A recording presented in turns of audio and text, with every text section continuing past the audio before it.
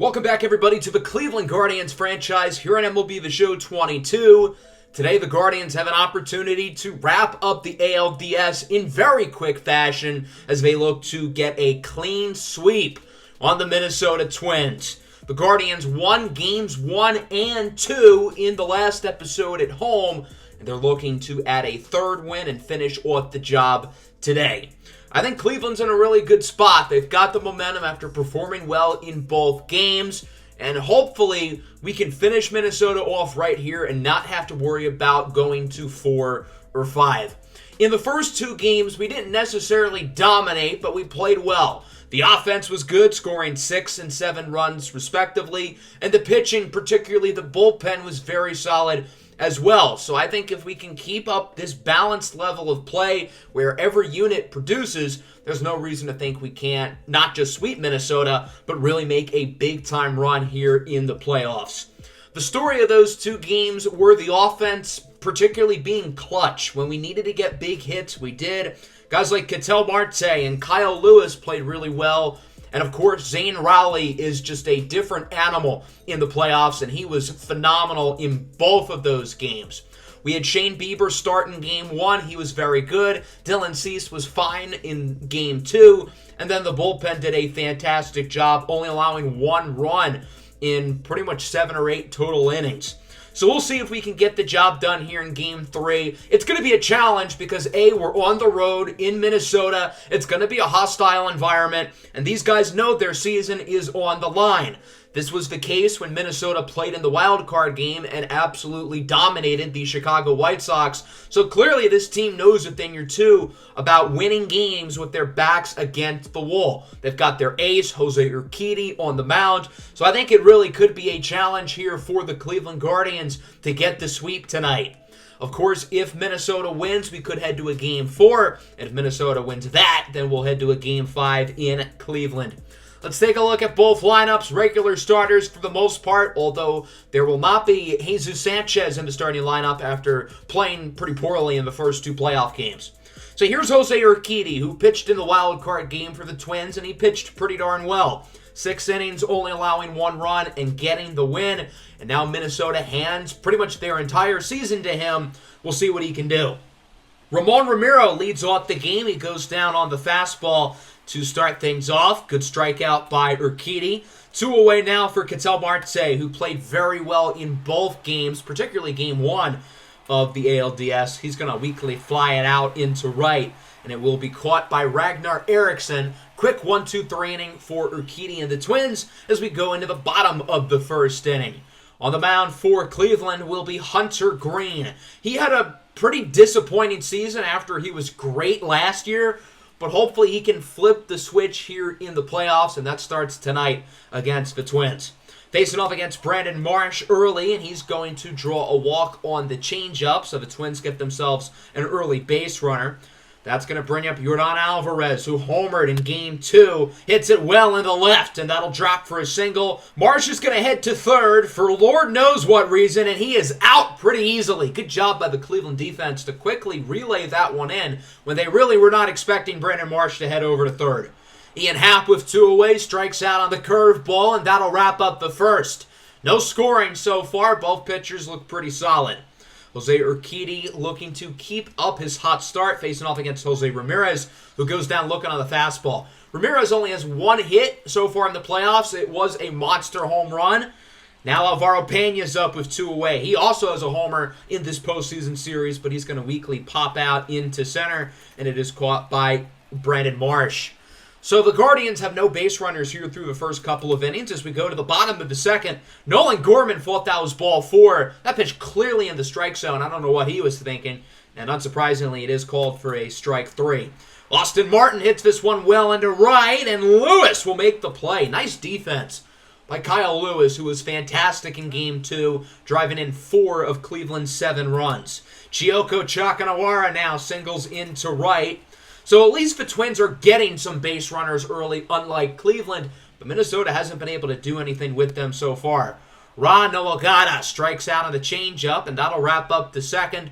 No scoring, not a lot of offense. We'll see if the Guardians can get some things going here in the third. A long at bat here for Josh Bell ends in a walk. Bell does not have a hit so far in the postseason, but he does get on base here. 2 away now for Ramon Romero, the young second baseman. Hits this one well into right center field. That's going to drop likely for extras. Josh Bell's on his horse. He's going to head to home. Going to be a close play, and the throw is just barely in time. So the Twins gun him out. At first, it really looked like Bell was going to be out, but the cutoff man kind of lobbed that throw in. It took a while to get to the plate, and the catcher, Chakanawara, does a great job of quickly applying the tag as Cleveland is still held off the scoreboard. Bottom 3, 2 away for Brandon Marsh. Strikes out on the fastball. 1-2-3 inning for Hunter Green. Both Green and Urquidy have continued to pitch very well tonight as we still have no score entering the 4th inning. That'll bring up Zane Rowley, who has been dominant so far in the playoffs. Gets this one to buckle off of Urquidy's foot. The third baseman, Gorman, cannot get to it in time. He was trying to barehand it. And Jose Urquidy, as he got hit by the ball, he hurt his foot, and he will not be able to return to the game. It's not a serious injury, but in terms of the implications of Minnesota's season, I think it's pretty serious. So Justice Sheffield will come in to replace him. Sheffield completely unprepared to enter the game because it really looked like Urquidy was going to go 6 or 7 strong innings. As we take a look at the replay, I think the ball sort of deflected off of his ankle, and yeah, that's got to hurt. You can make the argument that Urquidy should have tried to tough it out with his team's season on the line. Now it's a lot less likely Minnesota wins this game, but that is pretty painful nonetheless. So that'll bring up Ketel Marte now. He singles into right, and the Guardians have 2 early base runners with nobody out. This is a perfect opportunity to score. You've got a pitcher who's just entered the game, not loose at all, and 2 runners aboard. So that's going to bring up Jose Ramirez, hitting from the right side of the plate. 2-2 pitch, and Ramirez hits it well, and that'll drop for a hit. Rowley will hold up at third, so the bases are now loaded. Cleveland has the same amount of hits against Justice Sheffield in 2 at-bats that they do against Jose Urquidy in 11 at-bats. So Kyle Lewis is up with the bases loaded, and it looks like he's going to come up clutch. Hits it well into center. 1 run scores. A second run joins him. Lewis is out trying to head to second. We've had a lot of runners thrown out today. But he does drive in 2, and there's now a runner on third. Alvaro Pena lines it into right. That one's going to drop, and it looks like another run should score. And the Guardians lead 3-0 as Pena strolls into second with a double. A huge 4th inning here for Cleveland. I really think Jose Urquidy's injury has flipped the trajectory of this game on its side, and the Guardians are capitalizing. George Valera draws a walk, so there's 2 runners aboard. Still only 1 out, by the way, and that was Kyle Lewis, who got thrown out trying to extend his single into a double.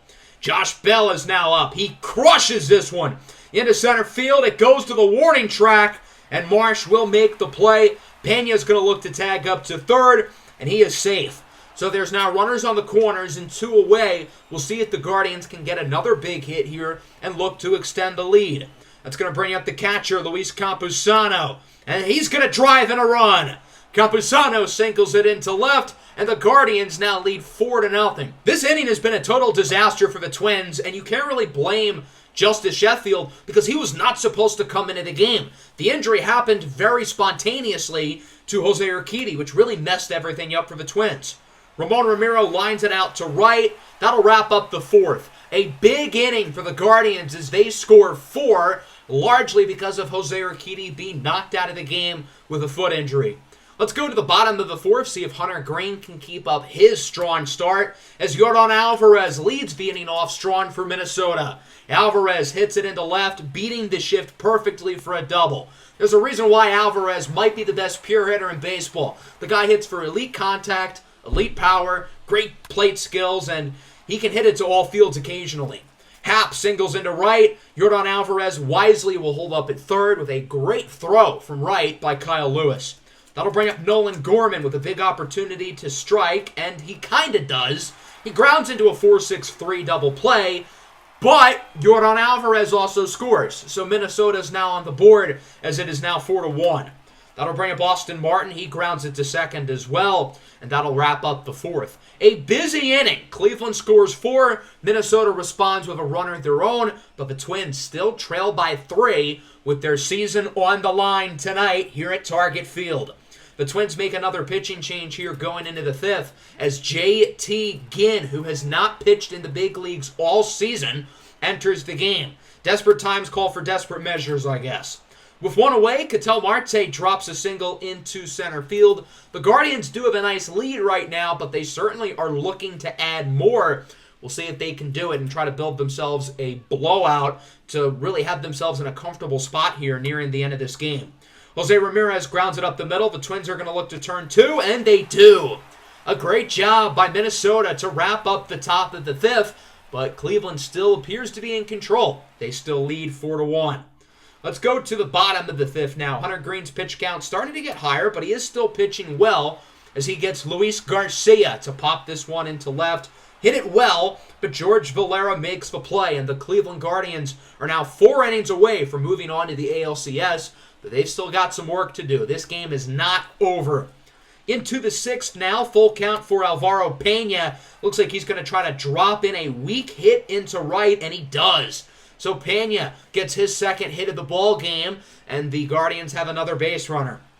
That'll bring up George Valera, who doesn't have a hit yet today, but he now has drawn a pair of walks. So the Guardians have 2 runners aboard and 1 out. We'll see if Josh Bell can really do some damage and get Cleveland to extend the lead. Bell hits this one well into the opposite field, and that's going to drop likely for extra bases. Pena will score. It's an RBI double for Josh Bell, and the Guardians now lead 5-1 with 2 runners in scoring position and only 1 out. A base hit here drives in 2, presumably.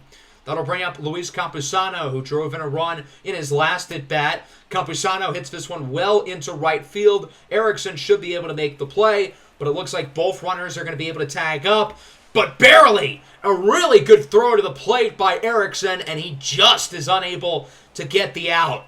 So Valera will score off the sac fly. It's now 6-1 with a runner on third for Ramon Romero.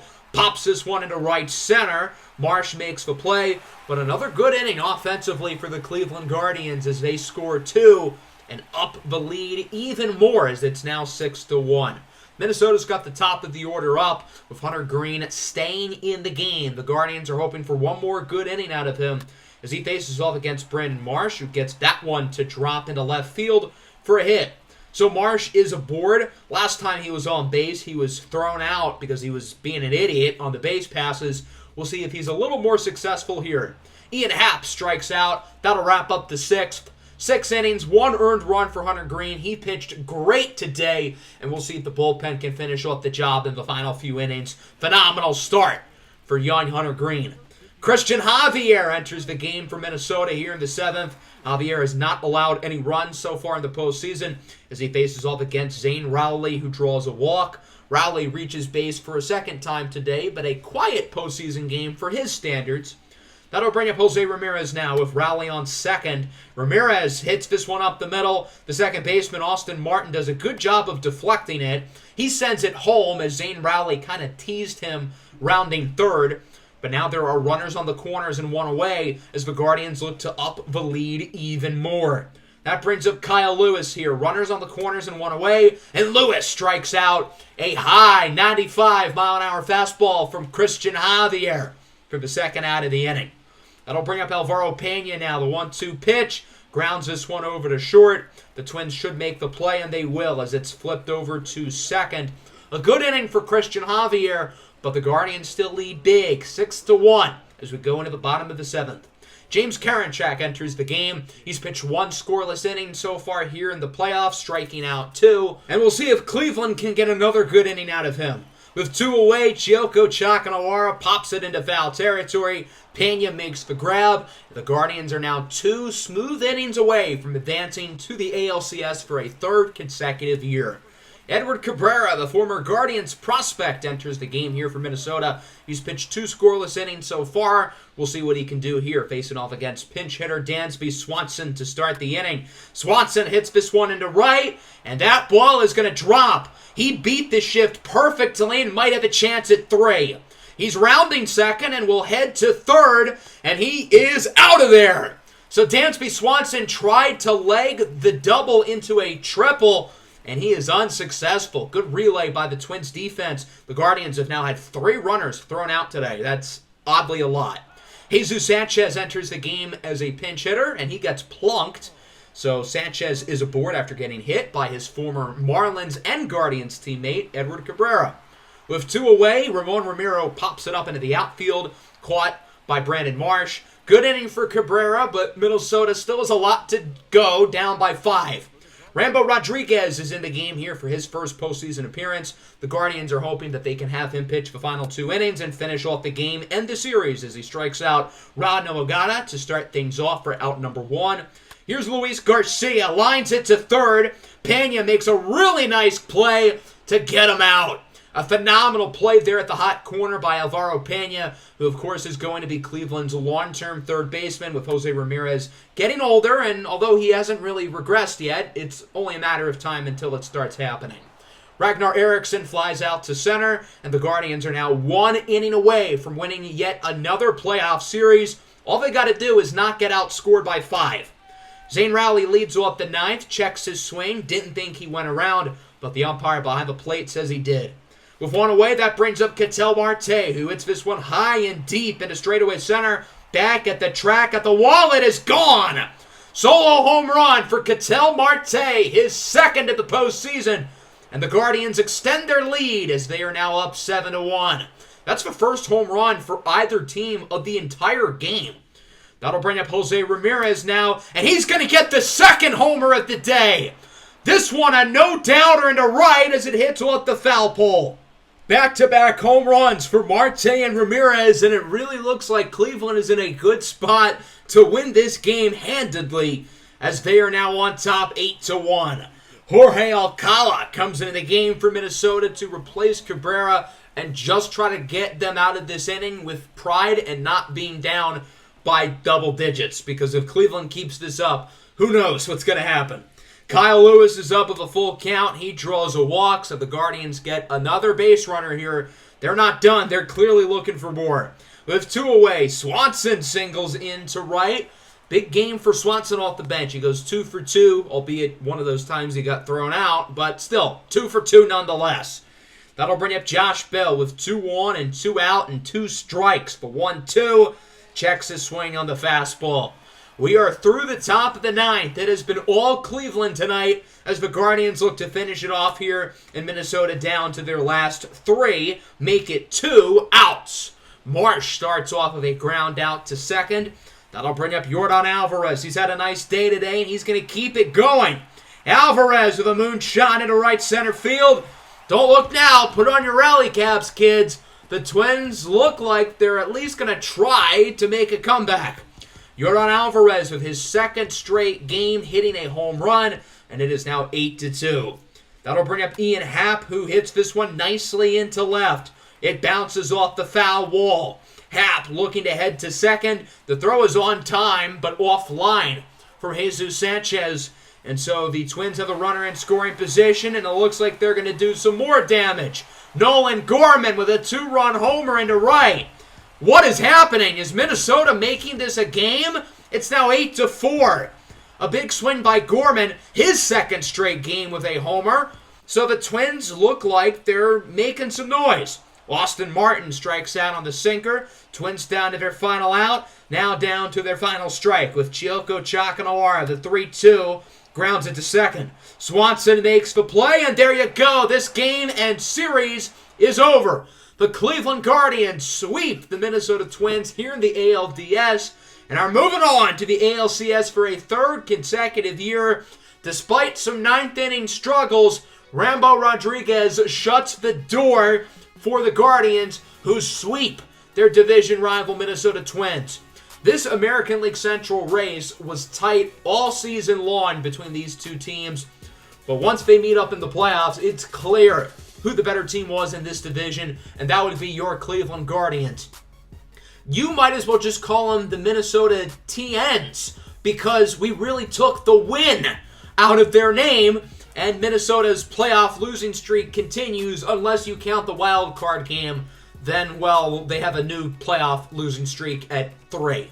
Overall, a really solid win. The offense produced again. When we needed to get big hits, we did. 8 runs, 15 hits, homers for Marte and Ramirez in the 9th inning.